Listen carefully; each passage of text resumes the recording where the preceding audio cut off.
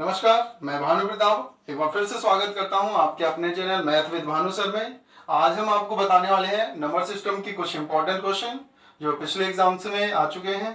तो देखते हैं, आप स्क्रीन पर देख रहे होंगे। पहला क्वेश्चन दिया है, किसी संख्या में 121 से भाग दें तो शेष 25 बचता है, उसी संख्या में 11 से भाग दें तो शेष क्या बचेगा।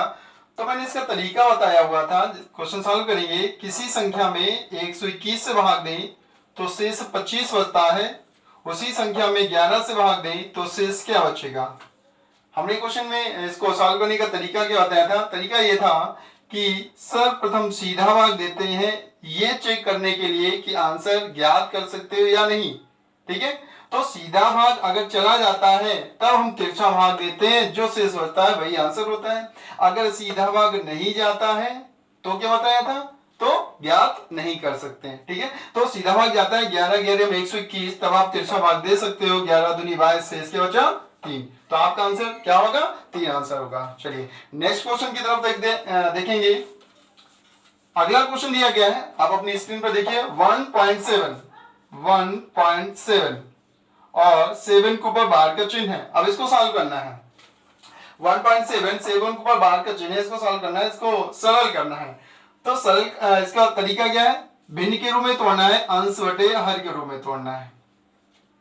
मैं इनकी प्रैक्टिस भी करा रहा हूं और साथ साथ में जो नए बच्चे जुड़े हुए हैं उनको समझाता भी चल रहा हूं कि इन क्वेश्चनों को सॉल्व कैसे करना है, जिन्होंने नहीं पढ़ा हुआ है। तो देखेंगे 1.7 के ऊपर बार लिखा हुआ है, इसको सरल करना है। सरल करते हैं भिन्न के रूप में, अंश बटे हर के रूप में।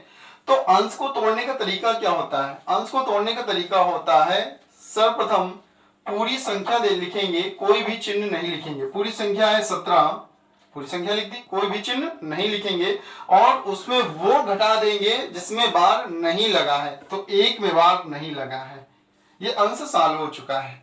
अब हर सॉल्व करते हैं, और हर को सॉल्व करने का तरीका होता है कि हमेशा दशमलव के बाद देखें, हमेशा दशमलव के बाद देखें। दशमलव के पहले क्या लिखा है कोई मतलब नहीं होगा। जितने अंकों में बार है उतने 9 लिखना, जितने में बार नहीं उतने 0 लिखेंगे। तो एक अंक में बार है तो 1 9 लिखेंगे, और कौन सा अंक है जिसमें बार नहीं है, वही नहीं, हमें दशमलव के बाद देखना है, पहले नहीं देखना है। ठीक है, तो आपका क्या आंसर होगा, 16/9। तो आप अपने ऑप्शन में देखिए, आंसर क्या है, 16/9। चलो नेक्स्ट क्वेश्चन की तरफ देखेंगे। अगला क्वेश्चन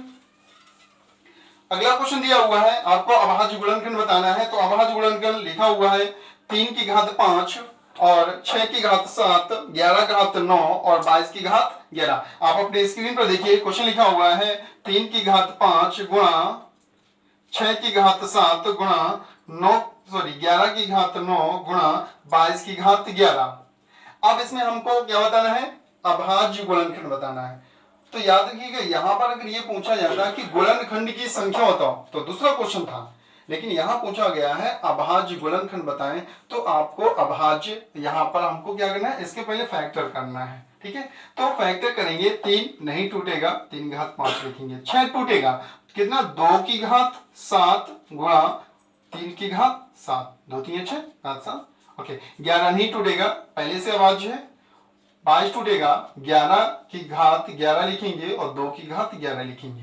तो ये देखो, अब जो आधार है, क्योंकि उसने पूछा है अभाज्य गुणनखंड बताइए, अभाज्य गुणनखंड कितने हैं, तो आप जो आधार है वो अभाज्य होने चाहिए। देखो 2 11 3 ये सभी अभाज्य हैं।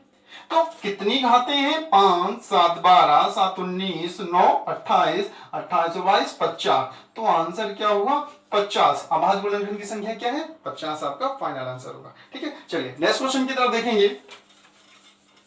आप देख रहे हो, अगला क्वेश्चन दिया गया है 9 6 4 5 2 8। इस संख्या में आपको 4 का जाति मान बताना है। इस संख्या में आपको 4 का जाति मान बताना है। और जाति मान क्या बताया था, जाति मान होता है किसी भी संख्या का जो अंक पूछा गया है, जिस भी अंक का जाति मान पूछा गया है तो वो अंक वो स्वयं होता है। तो 4 का जाति मान 4 ही होगा। तो आंसर क्या होगा, 4। ठीक है, एक बार फिर से समझें, किसी भी संख्या में किसी भी अंक का जाति मान वो स्वयं होता है, इसलिए 4 का जाति मान क्या होगा, 4। तो आंसर कितना होगा, 4। नेक्स्ट क्वेश्चन देख रहे हैं आप अपनी स्क्रीन में देखिएगा। 3 4 5 2, आगे दिया गया है 5 7 8 फिर आगे दिया गया है 753, फिर है 9767। क्वेश्चन में है का गुणनफल निकाला जाए तो इकाई का अंक ज्ञात करना है। अगर इसका गुणनफल निकाला जाए तो इकाई का अंक क्या होगा? तो तरीका क्या बताया था? केवल इकाई अंक का गुणा कर ले, जो इकाई अंक आएगा वही फाइनल आंसर होगा। 2 2 8 16, कितना आया? 6, 6 3 का 18, क्या है? 8, 8 7 56, इकाई अंक क्या है? 6, तो फाइनल आंसर क्या है? 56। चलिए अगले क्वेश्चन की तरफ देखेंगे। अगला क्वेश्चन आपकी स्क्रीन पर है। किसी संख्या में, जो पहला क्वेश्चन था वही सेम मेथड है, किसी संख्या में 85 से भाग दें, किसी संख्या में 85 से भाग दें तो शेष 34 बचता है। उसी संख्या में 17 से भाग दें तो शेष क्या बचेगा? ठीक है, तरीका क्या बताया था? सर्वप्रथम ये चेक करेंगे सीधा भाग कि आंसर आएगा या नहीं। अगर सीधा भाग ही नहीं जाएगा तो पहले ही लिख देंगे ज्ञात नहीं कर सकते। बढ़िया सीधा भाग जा रहा है, 17 बचे 85, तब आप तिरछा भाग दे देना, 17 दूनी 34, तो शेष क्या बचा? 0 शेष बचा। तो आपका आंसर क्या आएगा? 0 आपका आंसर होगा। इस क्वेश्चन है आपका, आप स्क्रीन पर देखिए, 200 और 600 के मध्य ऐसी कितनी संख्याएं हैं जो 4 से 5 से और 6 से विभक्त हैं? किसे किसे? 4 से 5 से और 6 से विभक्त हैं। तो तरीका क्या होता है? तरीका होता है जिससे भाग देना हो उसका आप लासा निकाल लेना। 4 5 6, तो 4 5 6, लासा कितना आएगा? लासा आएगा इसका 4 5 20 6 120, तो शायद इसका लासा लेते हैं 60, कितना आएगा? इसका लासा कितना आएगा? 4 5 6, लासा आएगा 60। अब क्या करेंगे? करते हैं दोनों तरफ भाग देते हैं, जितनी बार भाग जाता है उतनी बार लिखेंगे, दशमलव नहीं लिखेंगे। तो 60 का भाग देंगे 3 बार गया, 60 त्रिका 180, और 60 का भाग कितने बार किया? 10 गया। दोनों को आपस में घटा लेते हैं तो ऐसी कितनी संख्या आएंगी? 7 संख्या होंगी। तो आपका फाइनल आंसर क्या है? 7 इसका फाइनल आंसर है। ऑप्शन में 4 और 5 दिख रहा है, सी ऑप्शन आपका क्या होगा? 7। ओके, चलो नेक्स्ट क्वेश्चन में देखेंगे।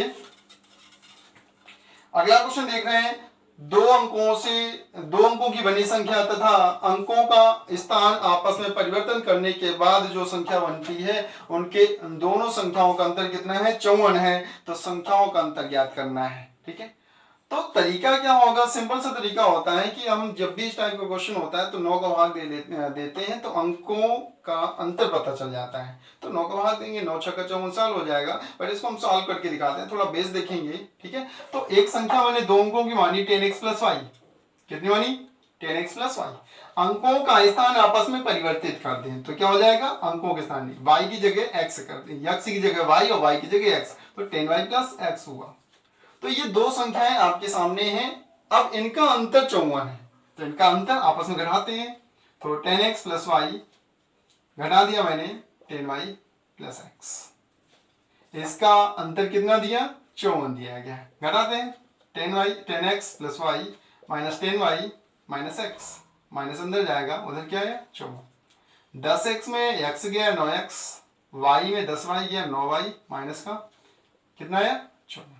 9 का मान करेंगे तो x - y, 9 का मान करेंगे उधर भाग में जाएगा, x - y कितना है? 6।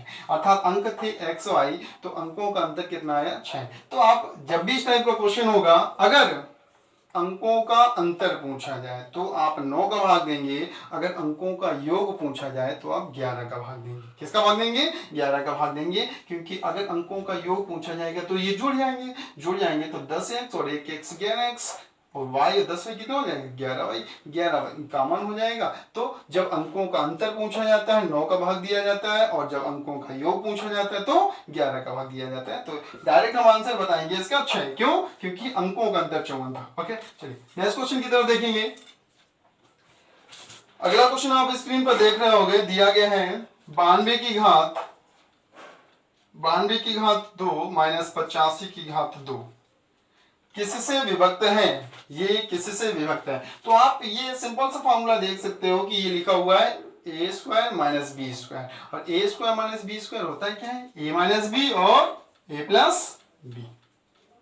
a माइनस बी और a प्लस बी, अर्थात ये या तो इनके अंतर से विभक्त होगा या इनके योग से विभक्त होगा। तो आप ऑप्शन में देख रहे होगे कि अंतर पहले तो 92 में 85 घटा 7 और 7 ऑप्शन में नहीं है। ठीक है, तो अब इनके योग से देखेंगे तो 92 और 85 योग बनेगा, तो योग से विभक्त होना चाहिए। देखते हैं ऑप्शन में योग से है या नहीं। तो 5 2 7 9 8 17 177 आपके ऑप्शन में नहीं दिया गया है, आपके ऑप्शन में 29 है। क्यों? क्योंकि ये 177 29 से डिवाइड हो जाएगा। किससे डिवाइड हो जाएगा? 29 से, सॉरी 59 से। किससे? 59 से। आपके ऑप्शन में कितना दिया गया? 59 दिया गया है और ये 59 से डिवाइड हो जाएगा 3 बार। 3 9 27, 3 5 15 2 17। फाइनल आंसर क्या होगा? 59 आपका आंसर है। ठीक है, चलिए नेक्स्ट क्वेश्चन की तरफ देखेंगे। अगला क्वेश्चन आप स्क्रीन पर देख रहे होंगे 2,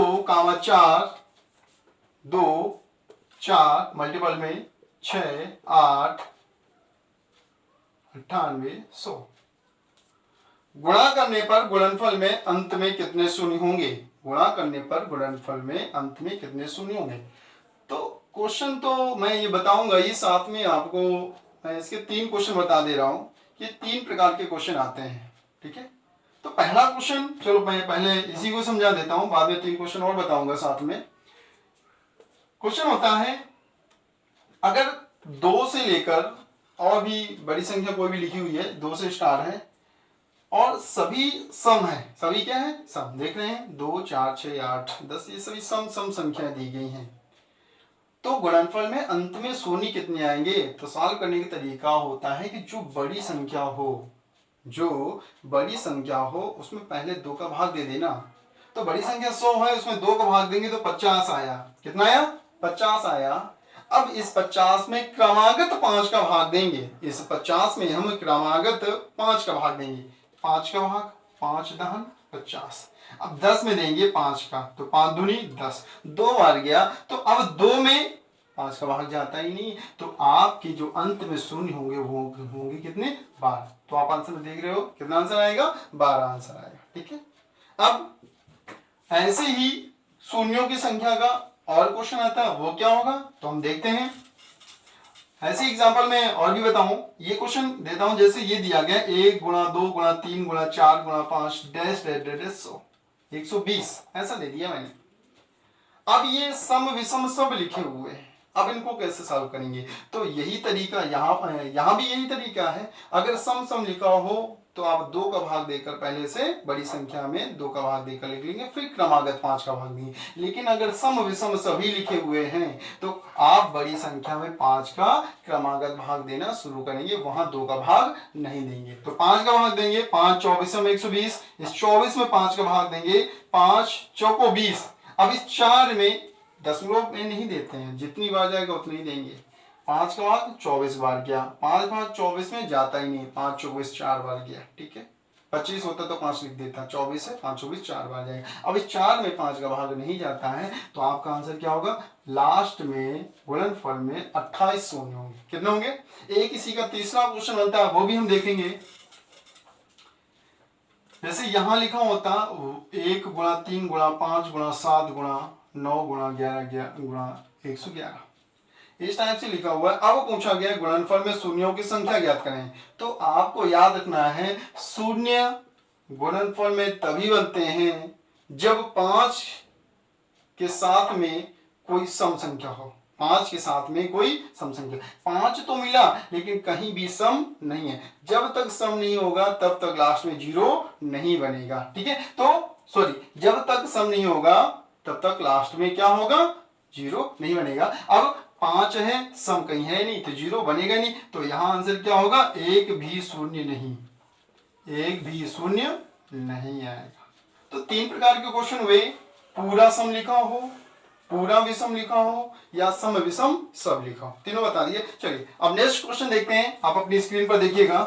अगला क्वेश्चन आप देख रहे होंगे, दिया गया है 13 की घात 17 प्लस 11 की घात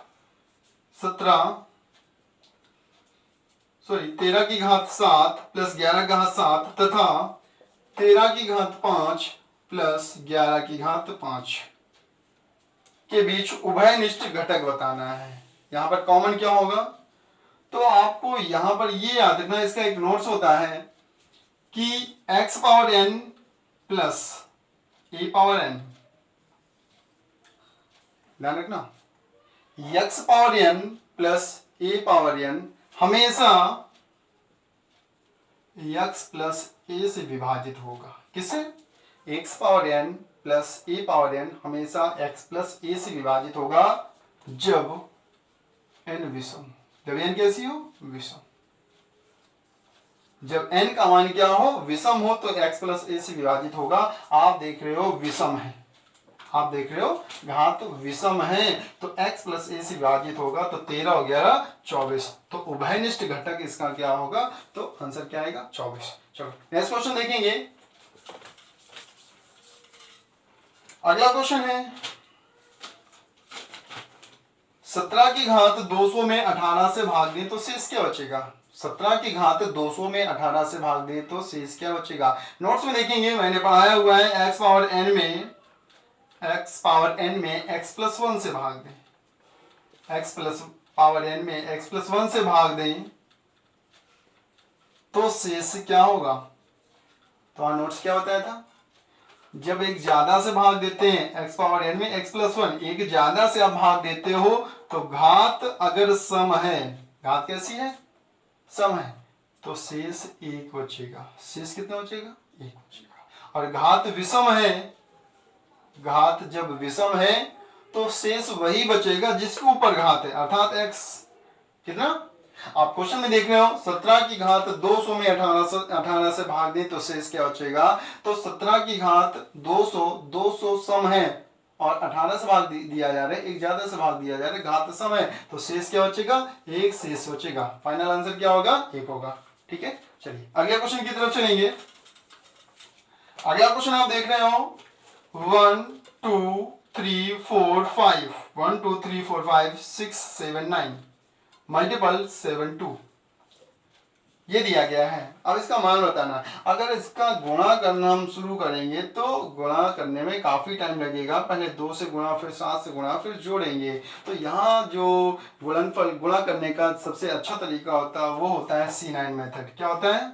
C9 मेथड, जिसको कहते हैं, यहाँ पर जो मेथड होता है सम ऑफ नंबर, मतलब संख्या है डिजिट, सम ऑफ डिजिट, सभी अंकों का योग देखेंगे। तो जहां जैसे ही 9 बनता है उसको हम 0 बना लेते हैं। तरीका क्या? C9 मेथड होता है कि संख्या के अंकों को जोड़ देते हैं, चाहे जितनी बड़ी संख्या हो, जोड़ करके उसको एक अंक बना लेना है।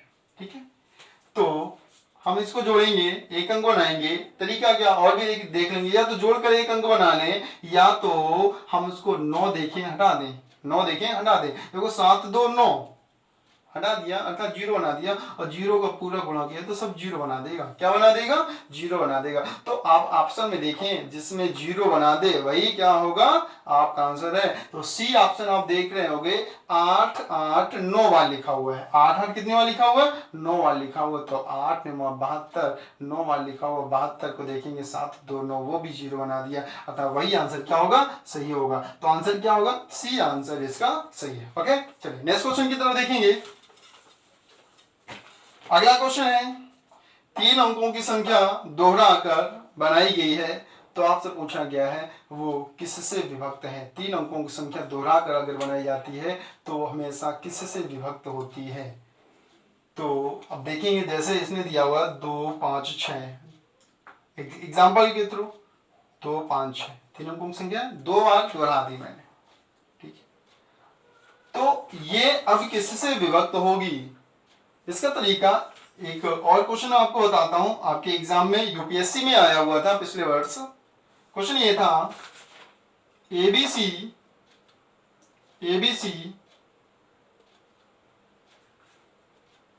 गुणा डी डबल ई डी। ये क्वेश्चन है एबीसी गुणा एबीसी इक्वल क्या? D double E D. ठीक है, सॉरी ये क्वेश्चन था एबीसी गुणा D double E D. ABC ये आपके यूपीएससी में आया हुआ था। एबीसी गुणा D double E D equal ABC ABC. Question को मैं बाद में देखूंगा, पहले ये बता रहा हूं। ए बी सी गुणा D double E D equal A B C A B C, या एक और यहीं पर और लिखता हूं ए बी गुणा D E D equal A B A B.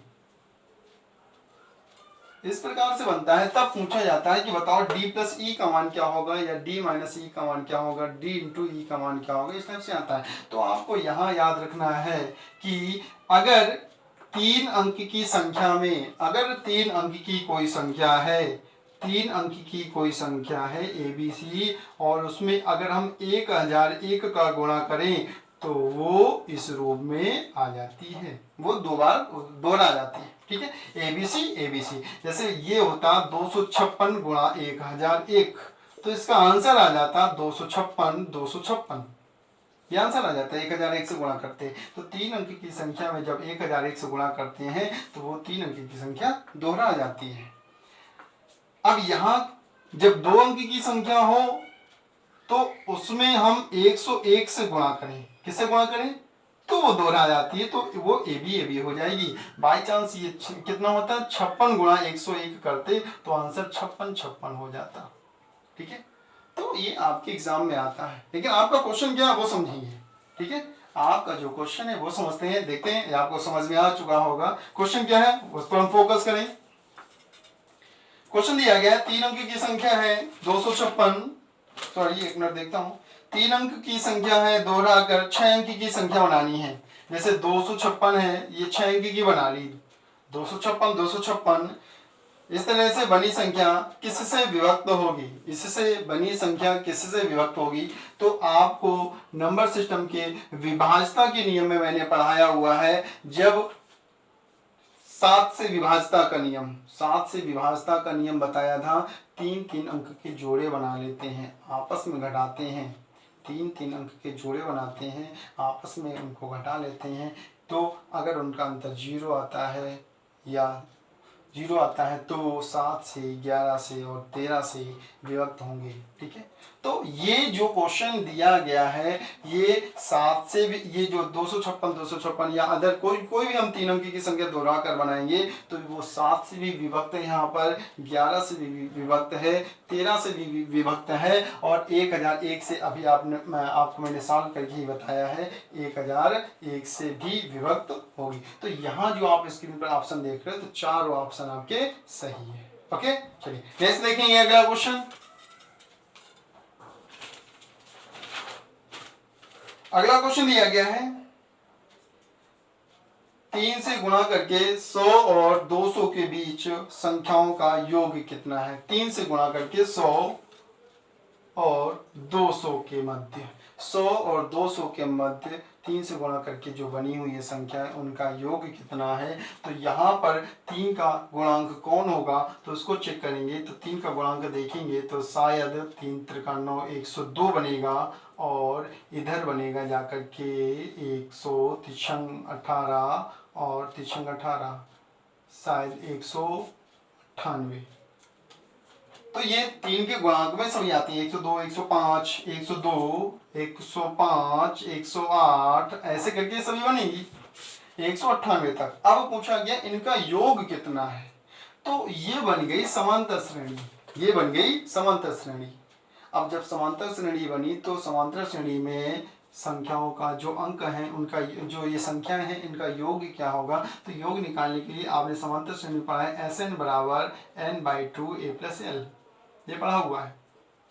तो 102 से लेकर के 198 तक कुल कितनी संख्याएं होंगी, 102 से लेकर के 198 तक कुल कितनी संख्याएं होगी। तो इसको सॉल्व करने के लिए मैंने बताया ये 66 बार विभाजित हुआ, ये कितनी बार विभाजित हुआ 33 बार, तो कुल 33 ही संख्याएं होंगी, घटाकर लिख लेते हैं।